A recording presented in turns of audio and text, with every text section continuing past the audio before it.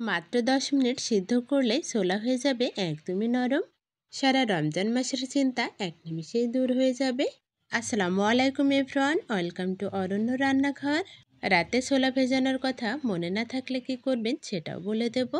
আমার আজকের রেসিপিতে কিভাবে সুস্বাদু পারফেক্টভাবে ছোলা ভুনা করা যায় সেটাই দেখাবো। আশা করছি আজকের এই রেসিপিটা আপনাদের কাছে খুবই হেল্পফুল হবে এবং সহজও লাগবে।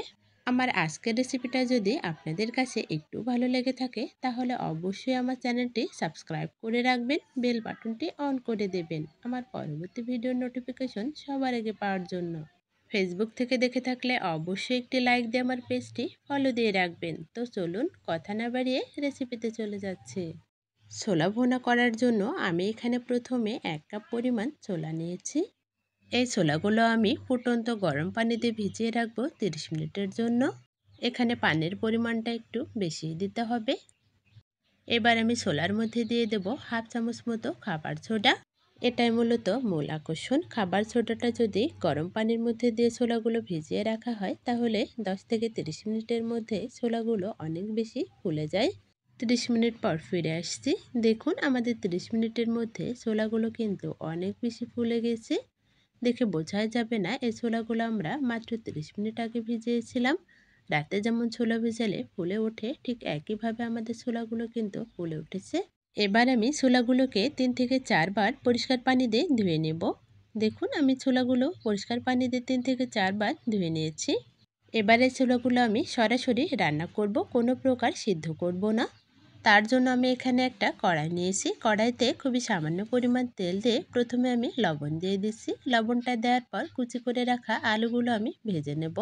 আলুগুলো আমাদের খুব ভালোভাবে ভেজে উঠিয়ে রাখতে হবে। এই আলুগুলো আমি ছোলাগুলো পরিবেশনের সময় ব্যবহার করব। এতে করে ছোলা ভুনার টেস্টটা আরও বেড়ে যাবে। দেখুন আমাদের আলুগুলো ভাজা হয়ে এসেছে। এবার আমি আলুগুলো থেকে তেল ঝরিয়ে উঠিয়ে রাখছি। এবার আমি পেঁয়াজ বেরেস্তা ভেজে নেব। পেঁয়াজগুলো আমাদের অনবরত নাড়াচাড়া করে লাল লাল করে ভেজে উঠিয়ে নিতে হবে। দেখুন আমি অনবরত নাড়াচাড়া করে পেঁয়াজগুলো লাল লাল করে ভেজে নিয়েছি।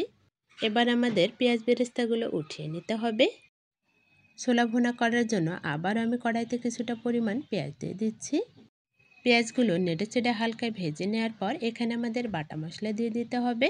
আমি এখানে কাঁচামরিচ বাটা, রসুন পেঁয়াজ বাটা, জিরা গরম মশলা ও সরিষা বাটা দিয়েছি। আমি এখানে সরিষা বাটা ব্যবহার করেছি, আপনারা চাইলে এটাকে স্কিপ করতে পারেন। তবে সরিষা বাটা দিয়ে ছোলা ভুনা করলে টেস্টটা অনেক ভালো হয়।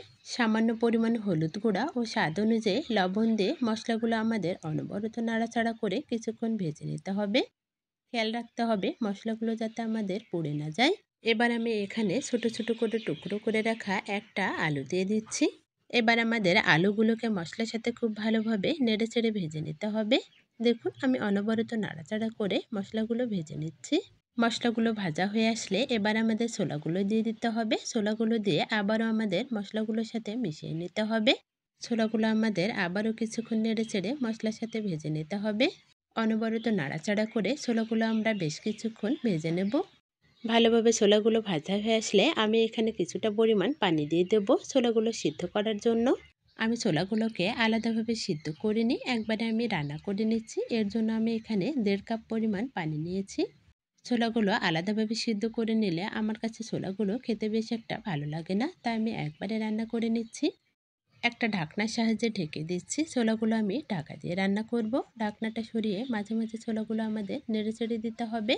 কিছুক্ষণ জাল করে ছোলার মধ্যে যে পানিগুলো দিয়েছি সেই পানিগুলো আমাদের শুকিয়ে নিতে হবে। কিছুক্ষণ জাল করার পর ছোলার মধ্যে পানিগুলো আমাদের শুকিয়ে এসেছে। এবার আমাদের ঢাকনাটা সরিয়ে অনবরত নাড়াচাড়া করে ছোলাগুলো আমাদের রান্না করে নিতে হবে। ছোলার মধ্যে যে আলুগুলো দিয়েছিলাম সেই আলুগুলো যাতে ভেঙে যায় সেদিকে খেয়াল রেখে আমাদের নাড়াচাড়া করে যেতে হবে। অল্প আঁচে অনবরত নাড়াচাড়া করে ছোলার মধ্যে যে অবশিষ্ট পানিগুলো ছিল সেগুলো আমাদের শুকিয়ে নিতে হবে। দেখুন বেশ কিছুক্ষণ নাড়াচাড়া করার পর ছোলার মধ্যে যে পানিগুলো ছিল সেই পানিগুলো শুকিয়ে এসেছে। এবার আমাদের ছোলা ভুনাটা নামিয়ে নিতে হবে। ছোলা ভুনাটা নামানোর পর অবশ্যই আপনারা ঢাকনা দিয়ে ঢেকে রেখে ঠান্ডা করে নেবেন, এতে করে ছোলা ভুনাটা অনেক বেশি টেস্টি হয়। এবার আমি ছোলাগুলো পরিবেশনের জন্য মাখিয়ে নেব। এর জন্য আমি টমেটো কুচি নিয়ে নিচ্ছি, গাজর কুচি নিয়ে নিচ্ছি, কিছুটা কাঁচামরিচ কুচি নিয়ে নিচ্ছি, ধনেপাতা কুচি নিয়ে নিচ্ছি, ভেজে রাখা আলুর টুকরোগুলো নিয়ে নিচ্ছি। 1 চামচ আমের চাটনি দিয়ে দিচ্ছি। এবার আমরা যতটুকু ছোলা ভুনা পরিবেশন করব ততটুকু ছোলা ভুনা দিয়ে দিতে হবে। এখানে আমি ছোলা ভুনাটা মাখানোর জন্য যে সকল উপকরণগুলো ব্যবহার করেছি আপনারা আপনাদের সুবিধা অনুযায়ী দিয়ে দিতে পারেন। এবার ছোলা ভুনাগুলো সবগুলো উপকরণের সাথে খুব ভালোভাবে মাখিয়ে নিতে হবে। উল্টে পাল্টে সবগুলো উপকরণের সাথে ছোলাগুলো আমাদের খুব ভালোভাবে মাখিয়ে নিতে হবে। দেখুন আমি অনবরত নাড়াচাড়া করে ছোলাগুলো মাখিয়ে নিচ্ছি। এবার আমি ভেজে রাখা পেঁয়াজ বেরেস্তা দিয়ে দিচ্ছি, অল্প পরিমাণ বিট লবণ দিয়ে দিচ্ছি, কাঁচা পেঁয়াজ কুচি দিয়ে দিচ্ছি। সবগুলো উপকরণ আবারও আমাদের ভালোভাবে মাখিয়ে নিতে হবে। সবগুলো উপকরণ খুব ভালোভাবে মাখা হয়ে আসলে আমাদের ছোলা ভুনাটা পরিবেশনের জন্য একদম রেডি হয়ে যাবে। এবার আমি ছোলা ভুনা মাখাটা পরিবেশন করছি। দেখুন আমাদের ছোলা ভুনা মাখাটা অনেক বেশি লোভনীয় লাগছে। দেখলেই বোঝা যাচ্ছে ছোলা ভুনা মাখাটা আসলে কতটা মজার হতে পারে। রোজ রোজ ইফতারে আমাদের একই রকম ছোলা ভুনা খেতে কারোরই ভালো লাগে না। তাই আমার মতে একই খাবার যদি আমরা ভিন্ন ভিন্ন স্টাইলে পরিবেশন করি তাহলে কিন্তু মন্দ হয় না। ভিন্ন ভিন্ন স্টাইলের খাবার খেতে আমাদের সবারই কিন্তু অনেক বেশি ভালো লাগে। এবার আমি দেখা সৌন্দর্যের জন্য উপর থেকে ভেজে রাখা আলু কুচিগুলো দিয়ে দিচ্ছি। উপর থেকে পেঁয়াজ বেরেস্তা ছড়িয়ে দিলেই আমাদের ছোলা ভুনা মাখা কিন্তু একদম রেডি হয়ে যাবে। দেখুন আমাদের ছোলা ভুনা মাখাটা দেখতে অসম্ভব সুন্দর দেখাচ্ছে, খেতেও মাশাআল্লাহ অনেক মজার ছিল। আমার জীবনে আমি যত ছোলা মাখা খেয়েছি আজকে ছোলা মাখাটাই সব থেকে মজার ছিল। বলে বোঝাতে পারবো না ছোলা মাখাটা আসলে কতটা মজার হয়েছে।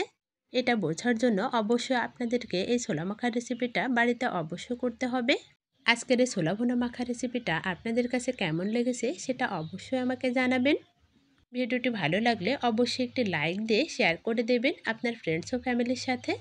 প্রতিদিন নতুন নতুন রেসিপি দেখার জন্য অবশ্যই আমার ইউটিউব চ্যানেলটি সাবস্ক্রাইব করে রাখবেন, বেল বাটনটি অন করে রাখবেন আমার পরবর্তী ভিডিওর নোটিফিকেশন সবার আগে পাওয়ার জন্য। ফেসবুক থেকে দেখে থাকলে অবশ্যই একটি লাইক অথবা ফলো দিয়ে রাখবেন। আজকের মতো এখানেই বিদায় নিচ্ছি। সবাই ভালো থাকবেন, সুস্থ থাকবেন, সবাই সবার জন্য দোয়া করবেন। আল্লাহ হাফিজ।